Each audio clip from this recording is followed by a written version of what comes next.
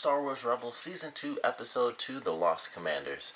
Now, before I get into the review, I'm just going to state that my episode numbers are probably going to be off from what other people do, because I swear they never know how they want to number these shows online, because they were, you know, like, this was technically the second episode, because the episode we got months ago was the Season 2 premiere. That's all they kept saying, and then they didn't show anything for months for whatever reason. I don't know why they did it that way. I hated that. But they were saying that that counts as the season premiere, so I'm counting this as episode 2, although if you look it up, even on Google, it'll say it's season 2, episode 1, because they never know, like, no one ever seems to count the little movie specials that technically kick off each season, but either way, I'm counting this as episode 2. But it was a great second episode, because the first one was, of course, amazing. We got Darth Vader fighting against our characters, Ezra and Kanan. We got Ahsoka finding out that Darth Vader was Anakin, and vice versa. So that was really cool. Or at least Ahsoka, she may not have actually figured out it was Anakin, but I'm pretty sure she did. So that was really cool. They didn't. I kind of wish they talked about that a little more, but it was fun. It's like, that's not something I would expect them to just be like, here's everything about that, in the very beginning. That's a really big deal, carrying that over from Clone Wars and what the heck's going to happen between Vader and Ahsoka. So, of course, they're going to save that for some really, really amazing episodes in the future for this season. But this was definitely a great second episode. Of course, we get Rex back, old fat Rex, which is totally different than how he used to look.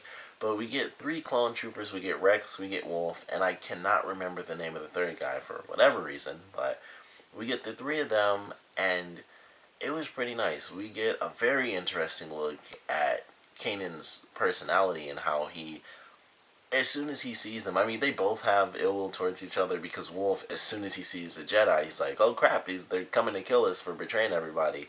So that wasn't the greatest start for them, but Kanan has, and it's not a lot of moments either. They don't spend a ton of time on it, or even have more than one moment really. But the scene with Kanan and Ezra, when he tells him about his past, and it's like, the reason he has this issue is because these people, even though they're much older, he can still see some similarity, because they're, of course, clones. He can still see something of the people that he used to work side by side with during the war, and those same people gunned down his master and tried to kill him. And so you're looking at these 3 people that, even though they're older, it's still, you still know them as the clones, and you still see them as the clones that killed your master. And I thought that was a great moment. It was a very small moment of the episode, but it was just really well done. I was like, this is really cool to hear him talk about that. And it really makes me want to get the comic book, because there is a comic book about Kanan's past, and I believe it's called like Star Wars Rebels: The Last Padawan, and it's about Kanan and what happened during his time. So it really made me want to get that comic book, because I would love to see that story. And if they hadn't already made it a comic, I would hope to see it as an episode, but with it being a comic, I'm pretty sure that isn't going to happen. But I thought that was a great little moment, and just the constant issues that came up, where it's like, he does not trust these clones. Of course, Wolf doesn't trust him, and he gives him up to the Empire, because ultimately he did it out of fear, because he thought that the Empire would come after him after they let all of the clones go, since they were older and retired. So it was very interesting. It was like, it was just something. It was pretty interesting to see where he was coming from, and he feared the Empire still, and didn't want to be killed off. So that was interesting, that he kind of became a villain because of that sense. And this leads into like a to be continued for this episode, which I didn't expect at all. So I'm very excited for the next one as well, where we get to see them team up with the clone troopers and fight off whoever comes down. They had like walkers coming down based on the preview. It was like some Hoth type stuff. I was like, this is really sweet. So I can't wait to see what they do with that. And they're on like an old clone trooper style walker, and then you got like 3, I think in the preview it was like 3 or 4 walkers coming at them, and it's like these giant effing things, and it's just them. There's nothing on this planet that we've seen, so it's like, it's them, that giant worm creature, and that's it. Everything else is open space. They're impossible to miss. So they're gonna have a lot to deal with, and I'm really looking forward to this next episode. But this one was really fun. We got to see, once again, old characters come back from Clone Wars, which is always just amazing. We get a really great moment with Kanan and his backstory. We get the three very different personalities from the troopers. We get Rex, who is very much the same. It was kind of funny seeing him as the leader still. And we got Wolf, who's like the harsh one. And then I wish I could remember the other one because he was just silly and crazy.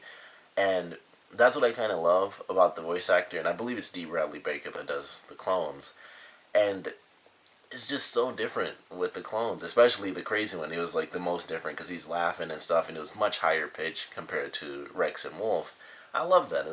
I just love how he does these slight variations, and sometimes he can do drastic variations on clones. And they're all the same. So that was really fun to listen to.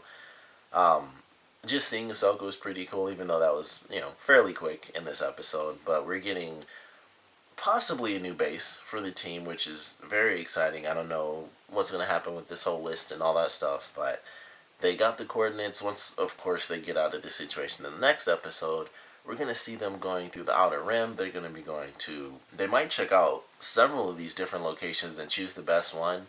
And there might be a weird adventure at every single base. There could be other people there. There could be, the Empire could still, have come back randomly. There could be monsters that they have to take out or something like that.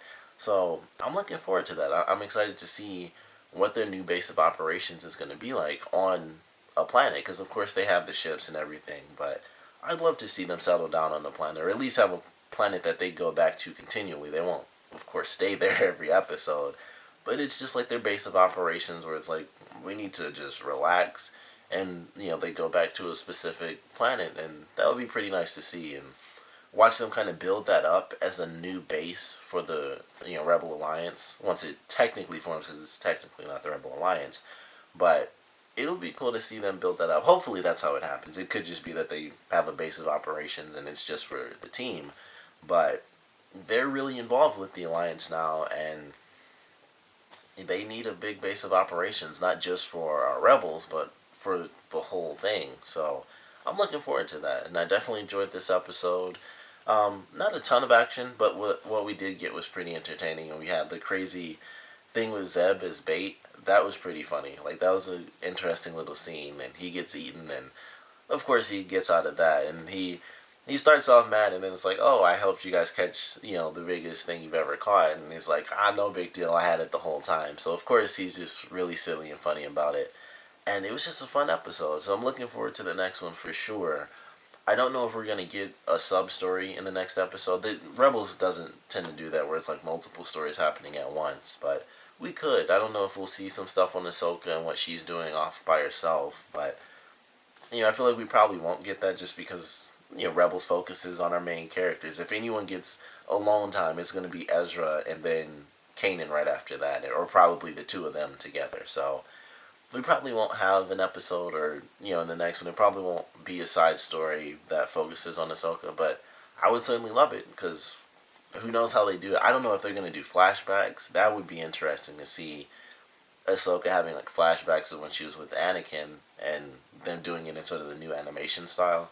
That would be interesting. Or just getting some flashbacks in general with what happened to her, because that was a huge deal when she left the Jedi Order at the end of, I believe, Season 5 for Clone Wars, which unfortunately became like the last official season until like the Season 6 was put on Netflix, which is really good if you guys want to check it out. It's only like 8 or 10 episodes, and that's where the clones actually take their chips out, is in that Season 6 stuff, which it was actually really great. It was like the first 2 or 3 episodes of the actual final season, and it's when they find out about Order 66, and it's Rex, Wolf, and I believe there are a couple of others, but some actually got killed along the way.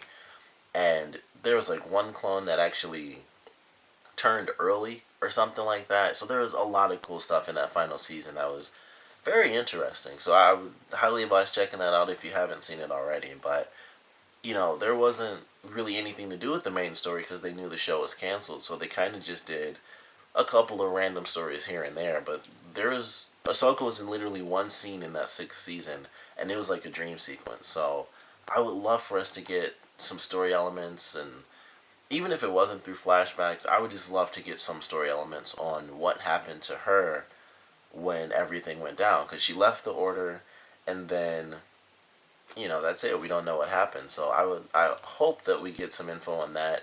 If they decide to do that in the next episode, it would be great. But this was definitely a fun episode. I'm glad the show's back because I think it was, what, 3 months ago, 4 months ago, something like that. We got the technical season premiere, and then it was like, okay, that's it. And I had no idea that that was happening. And I was like, what the heck? They're only doing one episode, and then it comes back on in October. So it's glad to have the show back. I feel like they pulled a Ninja Turtles on us, which if you watch Ninja Turtles, you'll know what I mean. But just long hiatus stuff with that. But love the episode, of course. I want to know what you guys thought, so please comment below. Let me know your favorite parts, your least favorite parts. And if you could bring a character back from Clone Wars to have in this series, who would it be? For me personally, I would love for a villain to come back, and really it would only be Darth Maul that I'm thinking of, because I love Darth Maul, but I believe he technically died. I'm pretty sure Count Dooku killed him. But aside from that, it would totally be Obi-Wan. As much as I love Yoda, Yoda's old, and he's not really going to be fighting anybody. He's on Dagobah, and he's doing his thing there. He's just going to be there forever.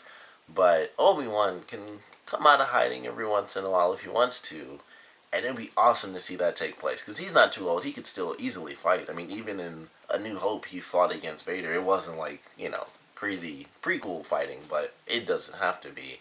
So I would love to see Obi-Wan come back, because that would be pretty cool. Or anyone, honestly, but if I had to choose, of course, it's going to be Obi-Wan if it's not going to be Darth Maul, because Darth Maul is just an awesome villain. And we have the Inquisitors, who we still haven't really been introduced to yet, so I'm looking forward to meeting those guys, hopefully very soon, because right now it's just the Rebels kind of figuring stuff out, and they don't really have their villains outside of Darth Vader. So I'm really looking forward to the new Inquisitors coming in, but I would totally bring in Obi-Wan, because it's Obi-Wan. He's just like, in a weird sense, he's kind of like the everyman of Star Wars, despite Luke being the everyman, where it's just a kid who's introduced into it.